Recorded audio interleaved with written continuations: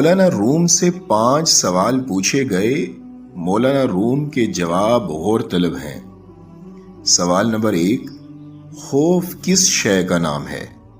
جواب، غیر متوقع صورتحال کو قبول نہ کرنے کا نام خوف ہے۔ اگر ہم غیر متوقع کو قبول کر لیں تو وہ ایک مہم جوئی میں تبدیل ہو جاتا ہے۔ سوال نمبر 2، حسد کسے کہتے ہیں؟ جواب، دوسروں میں خیر و خوبی تسلیم نہ کرنے کا نام حسد ہے۔ اگر اس خوبی کو تسلیم کر لیں تو یہ رشک اور کشف یعنی حوصلہ افزائی بن کر ہمارے اندر آگے بڑھنے کا جذبہ پیدا کرتا ہے۔